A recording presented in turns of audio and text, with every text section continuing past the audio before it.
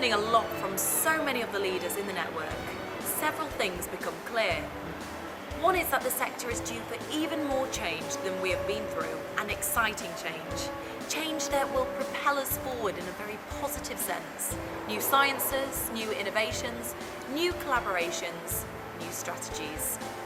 I think there's not been a better time to be in this industry than now. If you can make 10% of the things happen in your local patch, then you'd have made fantastic progress. We could bring a lot of benefits to healthcare, solve some of their problems by just taking it. The current thinking in loads and loads of areas.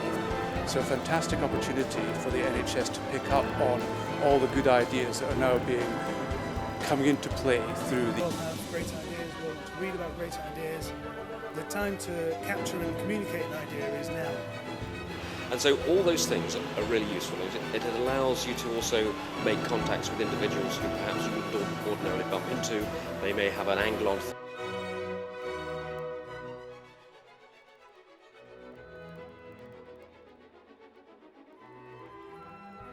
Hello, we are live from Manchester. This is Medicine Watch. Welcome and evening to everybody. Today we're having a conversation about pharmacists collaborating with GPs in the new NHS, and I want to make a special warm welcome to my co-host and GP, Dr. Amir Hanan. Welcome to you. Welcome, thank you very much for inviting me. Good to see you here, and also welcome to Hala Jawad, who is a pharmacist from Surrey, who has for the last 6 months already been working within a GP practice. So welcome to you as well, Hala. Hello, nice to meet you. Hello there. And also to our good colleague Marvin. Marvin has a number of areas within pharmacy where he's supporting the NHS, working and collaborating with GP practice, which we're going to hear more about, but also making sure that he's working with students, ensuring that they've got the right skill sets to make them employable in this new structure. So I'm going to hand over to all of you now to just give the viewers a quick overview and background of where you sit within the NHS, and then move over towards Amma to really lead the conversation on what sort of opportunities we face moving forward, and of course where the big risks are, because there's a lot of variables. So Amma, if you could just give the viewers a quick background on yourself. Okay, well, I'm Dr. Amir Hanan. I'm a GP at Horse and Thornley Medical Centres in Hyde, just outside Cheshire. We look after about 12,000 patients on 2 sites.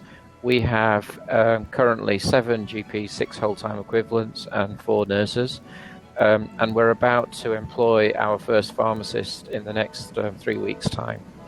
I'm also currently a CCG board member for Tameside and Glossop CCG, leading on long-term conditions, information management and technology, and patient engagement and patient empowerment, although that role does finish at the end of March. I'm also the co-chair of the Greater Manchester NHS Values Group, a member of the Equality Diversity Council for NHS England, and the chairman of the World Health Innovation Summit. Thank you, Anna. Thank you very much. Hala, I'm assuming that everybody can see you. I'm just struggling with my signal to view you right now. Again, yourself, if you could just give a quick overview of yourself. I know that you wear a number of hats, including working for the Royal Pharmaceutical Society. Hala. Hello, my name is Hala. I'm a community pharmacist. My background is community pharmacist. I just joined the GP practice recently, around 3 months ago. As well, I just been awarded RPS Foundation Champion, so I'm going to be leading on that as well. I'm a moderator for the public health for the Royal Pharmaceutical Society, and I became an advocate member as well. So as well, I have a media channel called Pharmacist UK, which we try to empower a lot of other pharmacists and other healthcare professionals, and we're trying always to work towards the public. So it's just not the individual, it's the whole public. So we're working towards the whole public health. So that's a big Thank you very much. Appreciate that, Hala. And Marvin, if you could just share with the viewers a little background about yourself. Right, so my name is Marvin Munzu, and I'm a pharmacy manager community pharmacy manager. I'm a superintendent pharmacist. I'm an inspirational speaker. I also do a lot of work for the BBC discussing very important pharmacy issues. I really enjoy working along with doctors and with nurses and healthcare professionals to see how we as pharmacists can make a difference and work together at the NHS.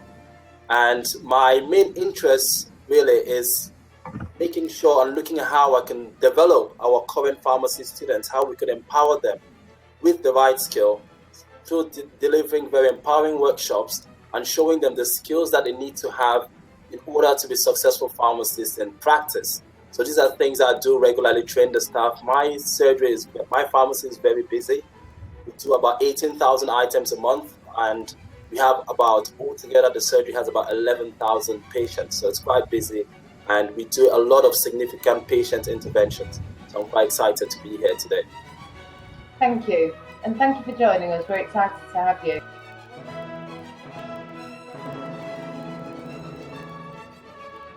So, Dr. Hanan, over to you really. If you could just give a quick sort of context behind where we're up to in the NHS and how we arrived at this point, and the recent announcements by the Chief Executive, Simon Stevens, around employing pharmacists within GP practices.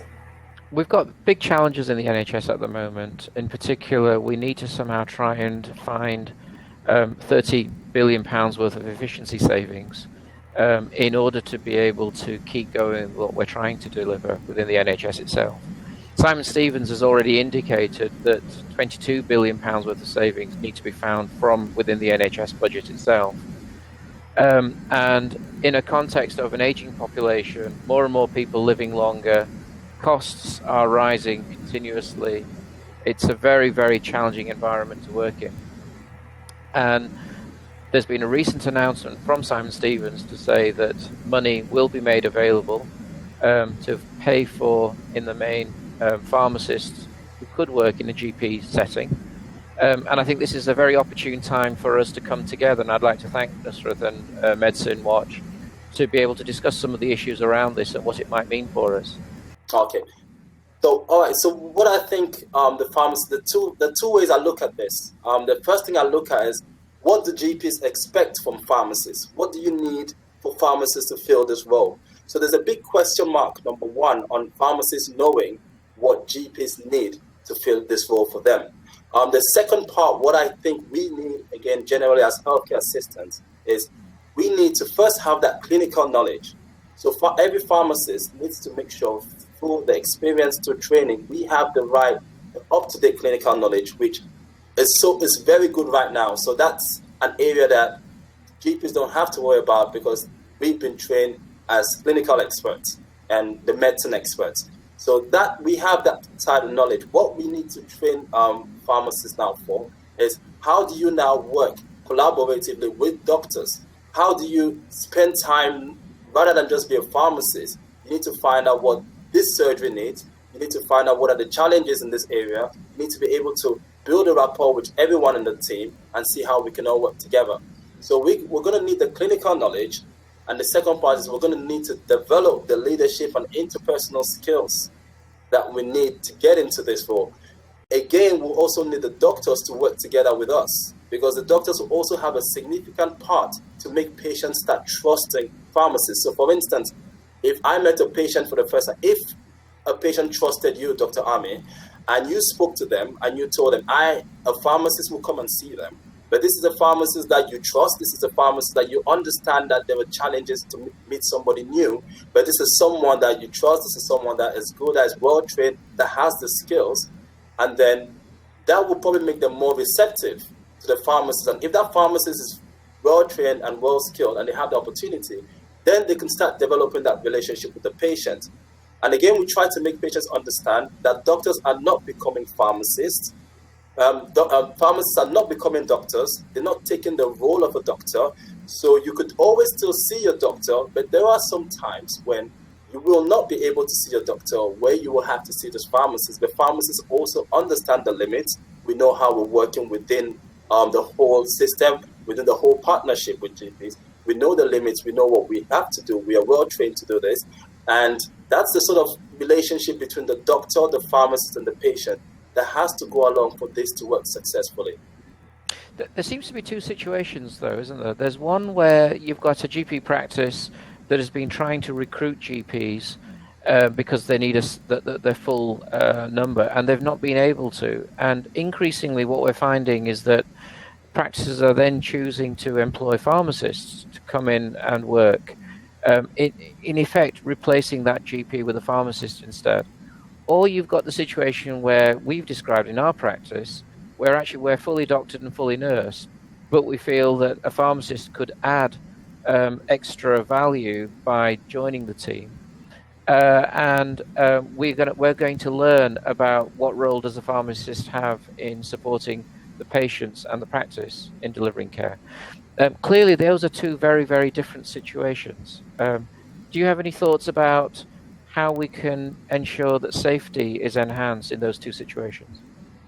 I mean, the first thing I think is in both situations, again, it's about maximizing the skills of pharmacists. And either way, in either situation, there'll be benefits to have a pharmacist. If, again, we can pinpoint exactly the areas that we need them to fill the gap in. So the way I could see this working is, take, for example, in a situation where you've already reached your maximum QF data, you've already filled that part of it, you don't need any extra points towards that. That's been completed. What I'll say is there will still be other challenges and other things where you could use the pharmacist. There'll be so many aspects in terms of medicine optimization, reducing wastage. Again, you have pharmacies that are also not just clinically advanced in a way, but they're also commercially aware.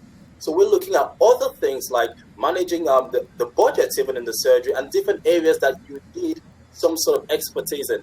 And that's why we look at what we look at is pharmacists that have a wide variety of skills and are very flexible to work in different areas. So it might be worth bringing the evidence in now. And the one paper that I've identified is the Pincer paper from 2012, which looked at the role of pharmacists enhancing the IT systems that already exist and compared.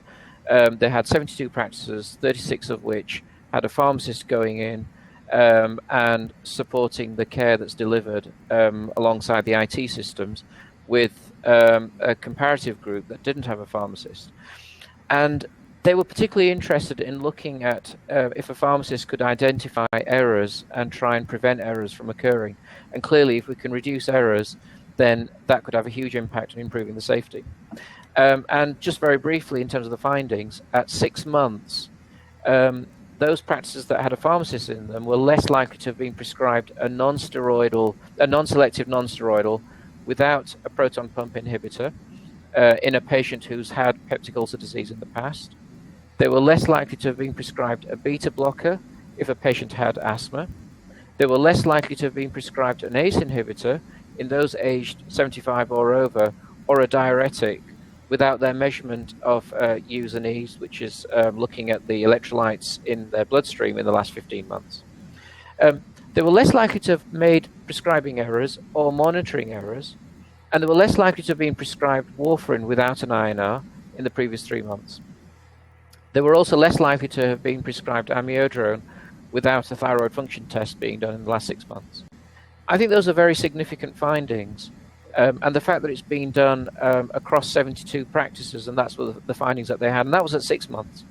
Interestingly, at 12 months, so 6 months later, they still showed that the pharmacists, or those practices that had a pharmacist in there, were less likely to have been prescribed a beta blocker if they had asthma, and less likely to have been prescribed an ACE inhibitor in those aged 75 or over, or a diuretic without a measurement of a U and E. But there was no longer a difference in terms of being prescribed a non-selective non-steroidal without measurement of non-steroidal without a PPI for patients with peptic ulcer disease. I think that's quite significant. And for me, just reading that and learning about it made me think that even though we might have maximum QOF points, I suspect that even inside our practice, if a pharmacist is working, they may well be able to find those sorts of errors because they're not part of QOF. That's part of the reason why those errors are occurring. What are your thoughts about that? Very, very, very impressed with the findings. And again, I'm happy you're talking about these 12 points, because when I go to the universities and I motivate students and I try to empower them, what I'm trying to get us to do is think out of the box. Now, most surgeries are all focused on QOF, which is that's fine, because we're looking at, these are important areas. But what we need to also focus on is what's outside. This is not the end of patient care. Is so vast and it's so diverse. And there are just so many different things that you need to also look into when you're talking about, especially once you've maximized your QOF and you've reached that point, then your surgery has the advantage of now focusing on other things, and you could become better in other areas that's standing out, things that will improve other patient outcomes. So to me, all I can see is any surgery, first of all, that has a pharmacist is going to benefit very much. We have pharmacists that are very flexible. We're having pharmacists that are thinking as well out of the box, not just the clinical knowledge. And that's why I tell the students, because even personally, I'm a superintendent pharmacist and pharmacy manager. I work with the BBC, 100-hour pharmacist, so much on a day-to-day basis. But I always tell people that most of where I got to at the moment wasn't really entirely based on just my degree. What I did was most of the skills came from my work experience. I'm working not only in pharmacy, but out of pharmacy. And once I brought all these skills to pharmacy, I found out that I started making a massive difference, and that's what got me up the ladder quickly. And the same knowledge and the same sort of attitude is what pharmacists need to take into a GP surgery. You need to walk in there knowing that, first of all, you must be flexible. You're ready to adapt to learn new skills. You're able to bring more skills, not just the clinical aspects to the surgery, but all other areas, patient care and all other areas, even financial and anything, even there's just so many skills that you can bring to a team, which is very necessary. So it's really important that everything is defined in terms of what the doctors really want, and we can start focusing on where those gaps are and fill them up. You've touched on something really important there, which is about attitude. You've obviously gone in with a very positive attitude that I can make a difference. But in the current environment that we're in, where people are exhausted, tired, the incomes are dropping, there's change fatigue going on, where people are absolutely tired because things keep changing all the time. And a lot of the enhanced services, which provided funding for practices to be able to do more, a lot of that funding is being reduced because of the funding challenges that we've got in the NHS. And because the incomes are dropping, the difficulty is innovating in that environment is very, very hard. And when we come in and say, here is a pharmacist and there's an opportunity here to do something different, they're turning around and saying, look, unless this brings extra money in, we simply can't do it. Even inside our own practice, we've been able to employ a pharmacist because there's been pump priming money that's being provided, essentially to try and support primary care. But it's clear that that money will only be for a short space of time. And the big question to ask is, when that pump priming money goes, will the practice still be able to continue to employ that pharmacist? Now, that's different to a situation where they can't employ a GP. So there's a funding already available, and you can pay for the pharmacist to do that. But I guess that comes to another really important point, which is about if you're employing a pharmacist, it's important that we employ them to be the pharmacist, to do what they're good at, and not to ask the pharmacist to start doing things that they haven't been trained for. Because the moment that starts happening, the risk is that the defense organizations may see an increase in negligence claims or people coming to harm, which is the last thing we want for patients or practices to experience. Or if practices are choosing to employ pharmacists and it's seen as a cheaper way of being able to deliver care, that defense organizations then start to increase the premium because they think that this is actually a greater risk overall to the patient population from where they see it. And we don't know what's going to happen in that situation. On the other hand, if I look at opportunities, as a GP, I've only got 10 minutes in which to try and take a history, examine them, come up with a plan of action, listen to the patient, and then communicate that. Whereas, if we've got a pharmacist and they've got 20 minutes or half an hour, that's a lot more time for a patient to spend with a clinician and be able to build that rapport that you're talking about that's so important to build trust. And it might well be that therein lies the opportunity for practices and for the pharmacist to really improve the quality of care. And of course, from a patient point of view, having half an hour with a clinician would be seen as a godsend, and they might actually see it as being a real opportunity rather than as a risk. Just before you answer that, Marvin, I just wanted to come in on a couple of things there, really. Certainly, you raise a good point around POC points, how pharmacists can support GPs who aren't achieving the maximum POC. Obviously, with surgeries that are already achieving that, like yourselves, Anna, then there's less scope really to increase. The other concern that I have is that, and you've alluded to it, is of course where's the sustainability, the long-term plans around this. So that's great while for the first 12 months we've got this funding, and it all sounds great in the media that the government are doing this. But in reality, 12 months will soon whiz by. Then what happens? Then what role do the pharmacists fulfill? And with them come, as Anna says, the ongoing increase in costs around defence as well. And of course, the drugs budget. The drugs budget is already bursting. We are already accused in the NHS of being trigger happy when it comes to prescribing. We have a habit in the NHS of treating people rather than by prescription, rather than keeping them well and healthy.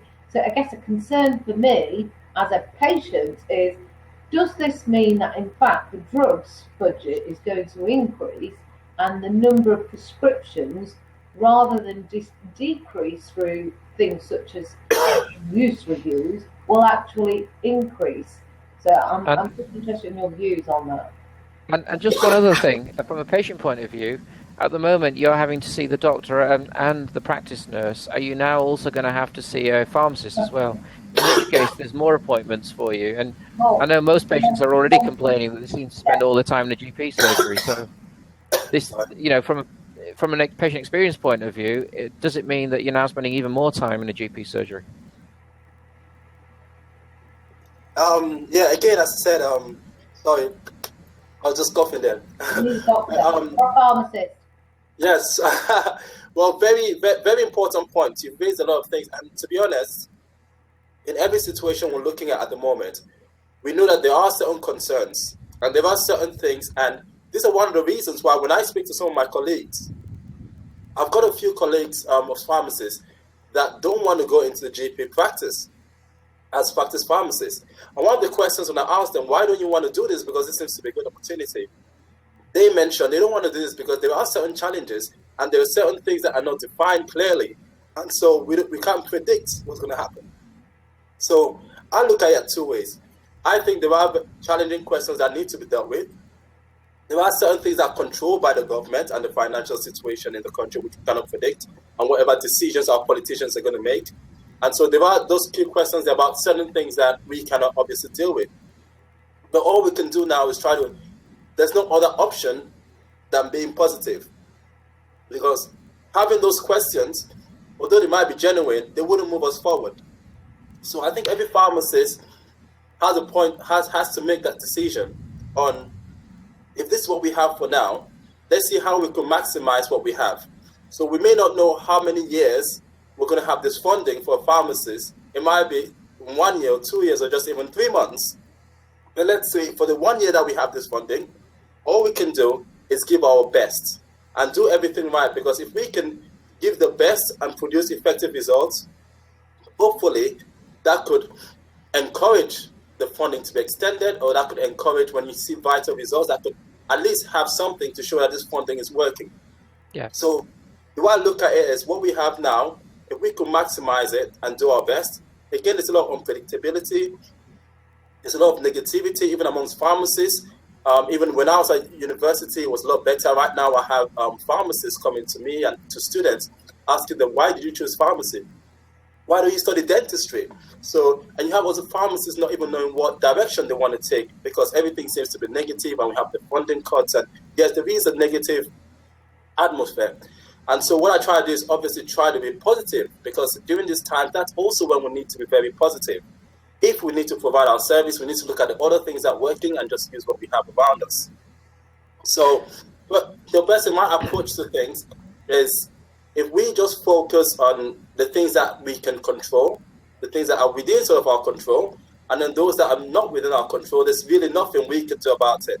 And all pharmacists can do now is we have a situation where GPs actually need, there's a shortage of GPs, there's a lot of work, and they need some support.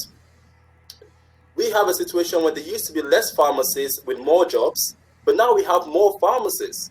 So you think about what we can do now is we have a situation, we have a lot of pharmacists that can help GPs. We can move into GP surgeries and we can help them. Again, there are many questions like you've mentioned. You have questions based on the legal aspects on things. You have many limits that we need to define before we start working together.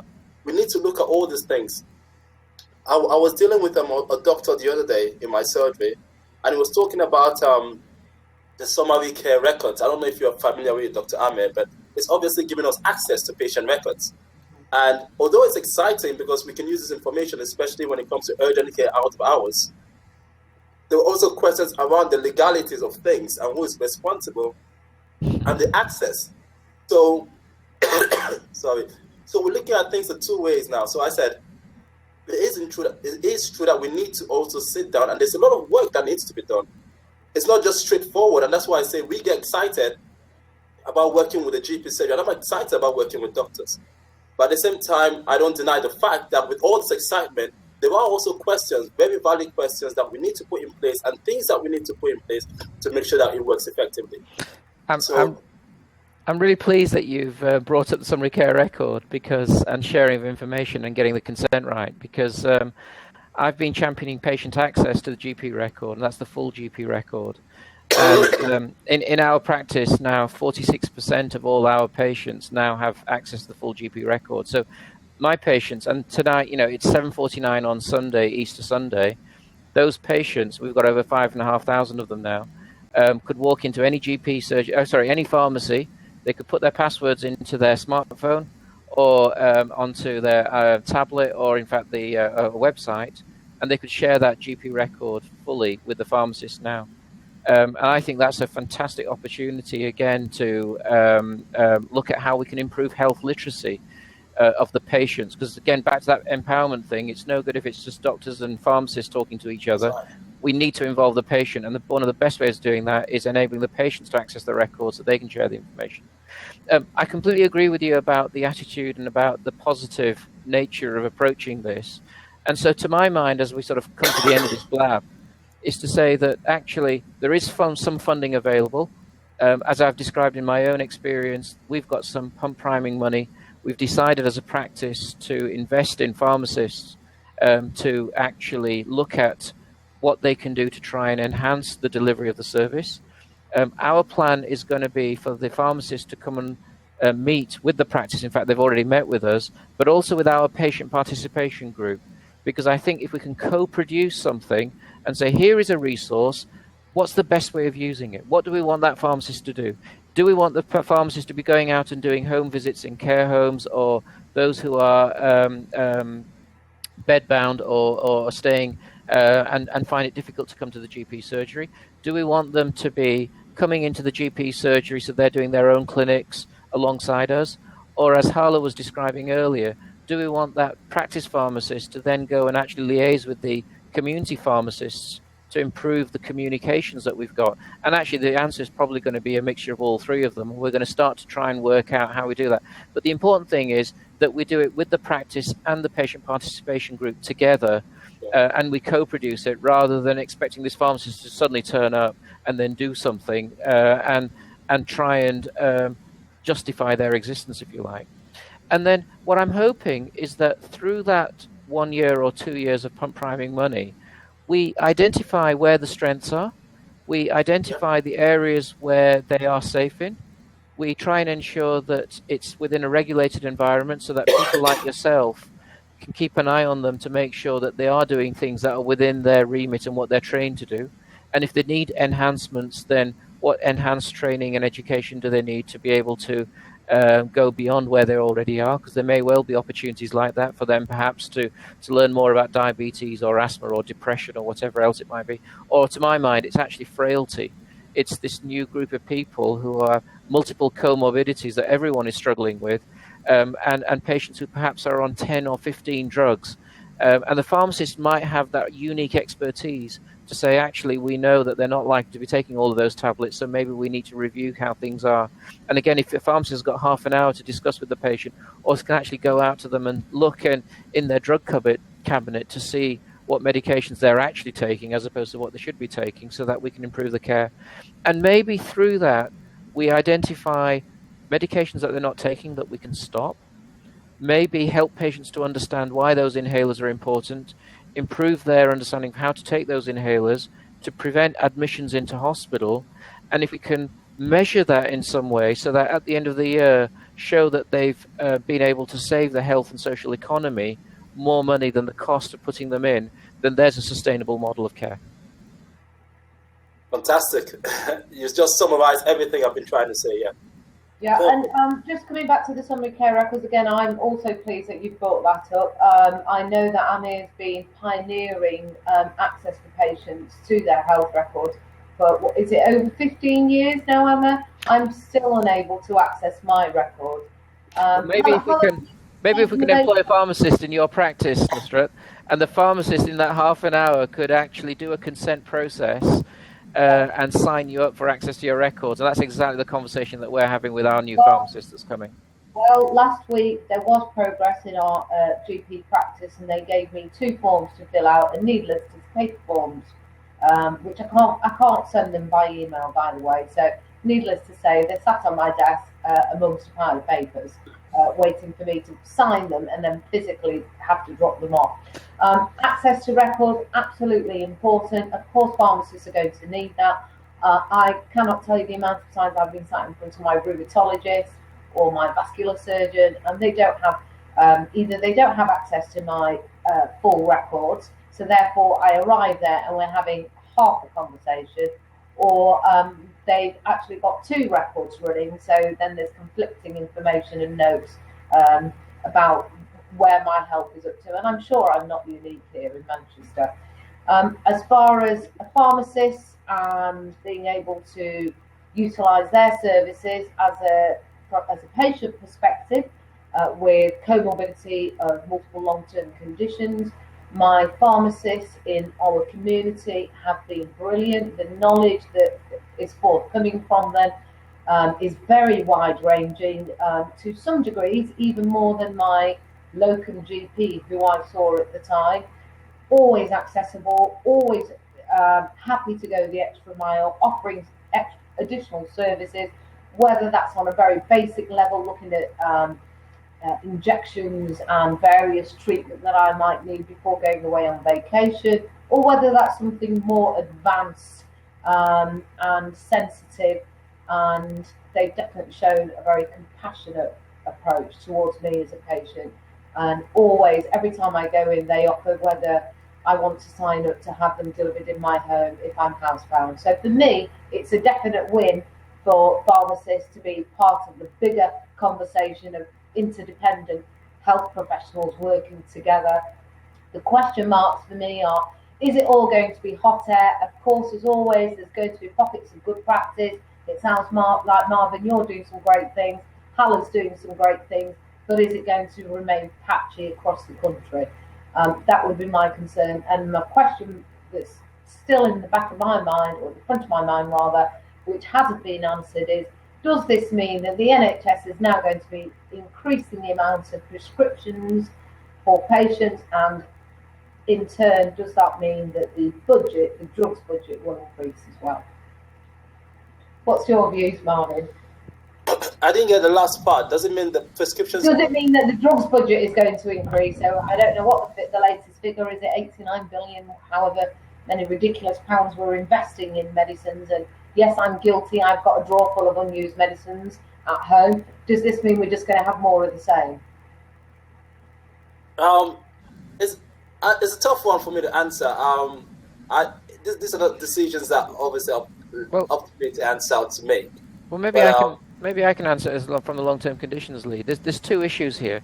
One is that there are patients who are just getting lots and lots of medications, and I must say, from our point of view, it seems as though it's the pharmacists who are ordering the prescriptions and ticking all the boxes, whether the patient needs it or not. We need to stop that. We need to try and make sure that patients take the medications that they really are going to take.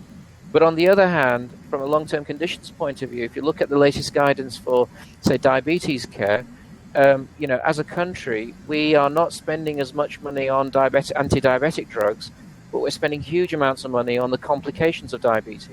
So I think there's two factors here. One is we need to reduce wastage, but on the other hand, where we know that drugs can really make a big difference and improve outcomes for patients, we should be increasing them. And I think that pharmacist has an incredibly important role in helping patients to understand that. Yeah, I mean, talking about in terms of like preventing wastage and medicines management, just what you said earlier, in most pharmacies you have an automatic system of ordering where patients are just automatically order this medication each month what they want. Just to give an example like what we did in my pharmacy, just to reduce that wastage, which most pharmacists are doing, is that we actually speak. So you have now, if you can contact them, yourself speak to them and ask them if they need that medication. So that also helps us to just order what patients need, as opposed to just everything every month. We also speak to them when they come to the pharmacy. We tell them, ask them whether they finish all their medications. If they don't have any if they have extra medications, bring it back to the pharmacy. Then we can have an idea on how this patient is using the medication. And then we also pick out a lot of things and interventions to reduce the wastage, see why they have excess and why they're not taking something. Marvin, do you think it would be better if the patients actually had to order the prescriptions directly themselves? And I don't know if you've seen the apps that patients can use, but they're linked directly to the GP system. So we actually take the pharmacist out, and the patient and their carer are actually asked to tick the boxes themselves and send it directly. And then the pharmacist can then, instead of them busy sort of, ordering the prescriptions, and at the moment we get piles of paper coming into the GP surgery because the pharmacist has just collected all these lists of patients who want repeat prescriptions. 85% of the population now has access to broadband and the internet. It baffles me why these prescription requests are coming on paper from the pharmacy when the patients could do it directly themselves. And maybe we should be moving towards that way of working and take that job out of the pharmacist, and so that the pharmacist can then spend more time trying to help patients to understand how to take their medications and how to take their inhalers.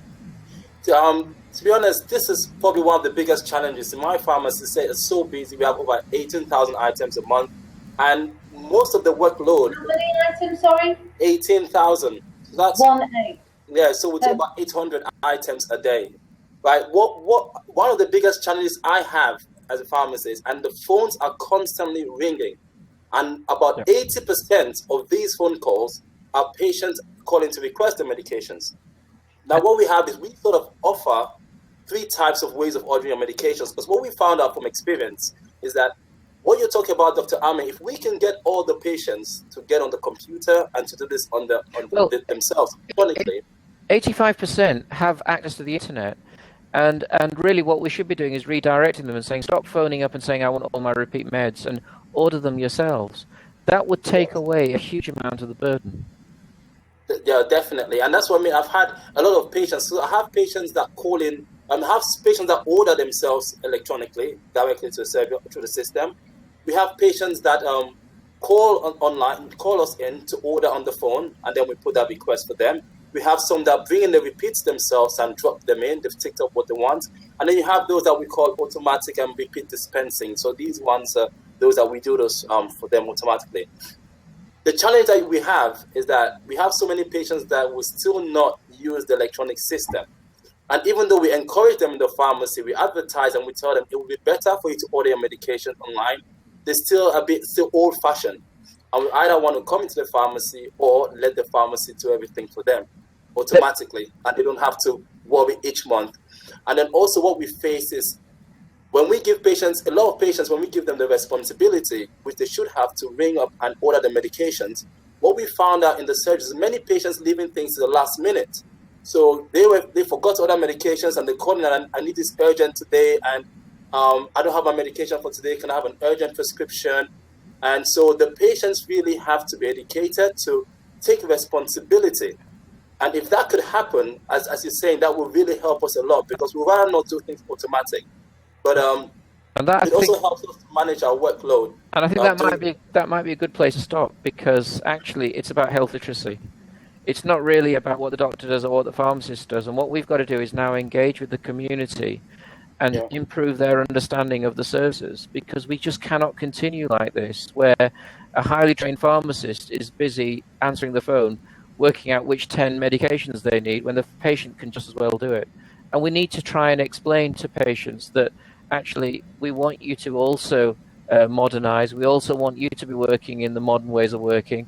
It's funny how when it comes to booking holidays and things, they suddenly are able to use the internet and go on lastminute.com and everything else, and in fact, look at the banking world. People have now got used to going online and checking their bank accounts and things. Okay, now I'm not saying healthcare is the same as that. They are a different clientele, but nonetheless, we now need to start to appropriately educate our patients and start to say to them, if you want an NHS that's still sustainable, we're going to need you to start using modern ways of working, like everybody else does. Of course. Yeah, and another thing as well, Dr. Amir. So just as I said, these are very valid points. Again, you're going to face different challenges, which if we actually sat down and discussed them, we could come up with good solutions. But one thing I'll tell you about community pharmacy, especially, is what you notice is that the automatic ordering, which we need to get rid of, seems to give certain pharmacies a competitive edge over others. So pharmacists use this to attract more patients. Many patients will be happy for this to be done automatically for them. And there are some pharmacies that provide this service as a means to attract a lot of patients, because they know they don't have to worry about ordering their medication. So I think you'll find. Yes, I think you'll find that commissioners out there, CCGs, who recognise that there's a lot of wastage going on, may well start to tighten up and start saying that we actually don't want patients doing that. We don't want pharmacists doing that. We need to actively discourage it.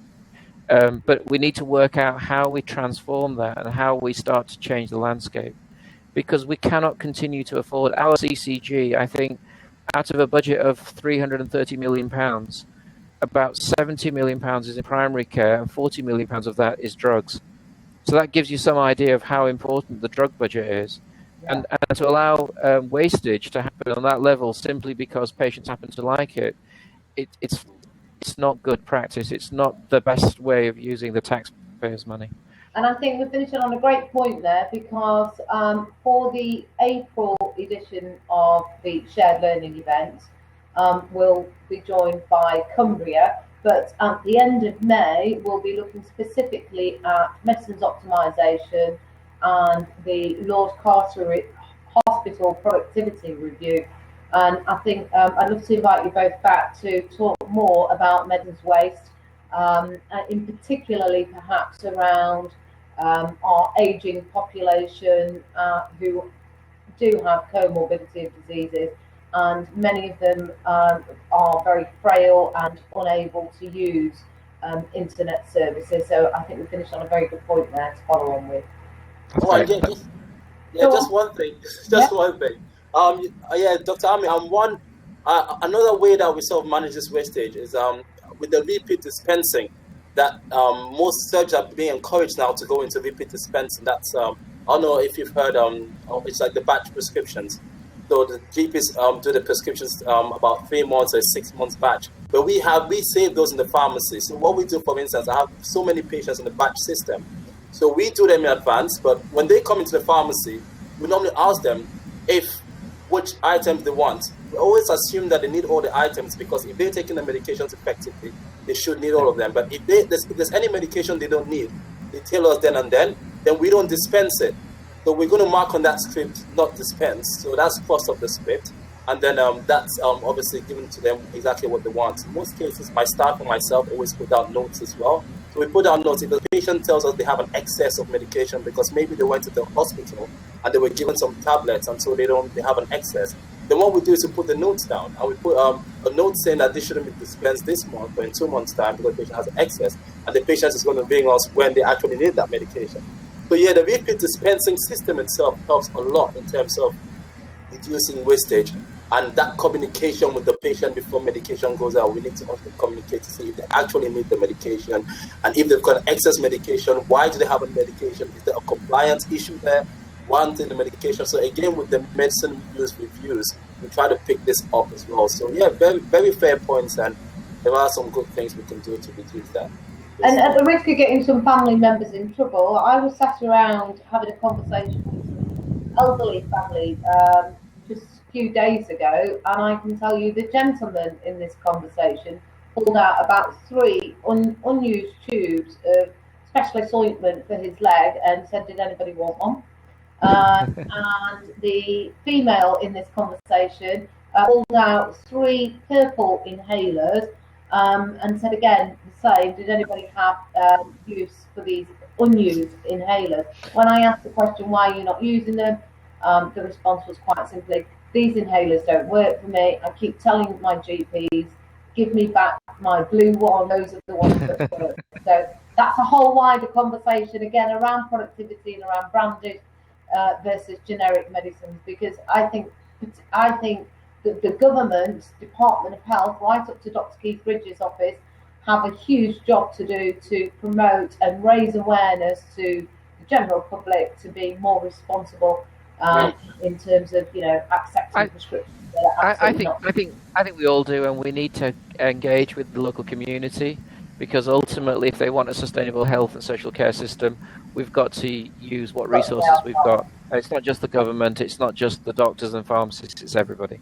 It is. And on that, I know there was a scheme, wasn't there? There was a campaign at one point. The doctors, government was talking about putting the price of medications on the packs so that patients may be aware of the price. I don't know how far that went. They've done it. Anything, I think, over £250 a month or something like that. It's got done, but I don't know what impact it's had on reducing wastage and things. But I think we're running over now. I think we need to finish. Okay, just one more thing I found that helped with wastage in my pharmacy, the patients. One of the things that patients need to be educated about is patients don't know that once a medication goes out of the pharmacy, you cannot return it, it's going to be destroyed. So sometimes they think they could bring these medications back and then you could reduce them. So they think they're not wasting it because I can bring it back. But yes, we've been educating a lot of patients to know that once that's gone out, then the medication is destroyed. And now I have a lot of patients that come in and they wouldn't even take it just because they don't want to waste medications. And they'll tell you, can you keep this because I don't want to take this home because I can't. Yeah. And I think that's a brilliant point to end, which is that we need shared learning. As Dr. Hanan said, it's a joint effort between healthcare professionals and patients alike. So all that's left really is to say thank you to both of you and to Hala, who unfortunately has dropped out there, but we've got her at the start. So thank you very much, Marvin, and I hope you join us again for the productivity one at the end of May. Dr. Hanan, a special thank you to you for all your support, and no doubt you'll be joining us on a regular basis, and indeed for the medicines optimisation one as well. So good night to you, gentlemen.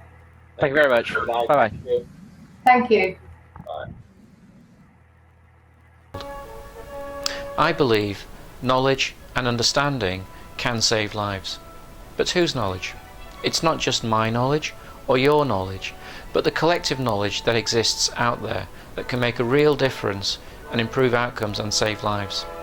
That's why I'm really pleased to be supporting the work of Medicine Watch in their programme for shared learning to support the sharing of knowledge to improve outcomes for all. Please follow #SharedLearning or follow them on @Medicine Gov.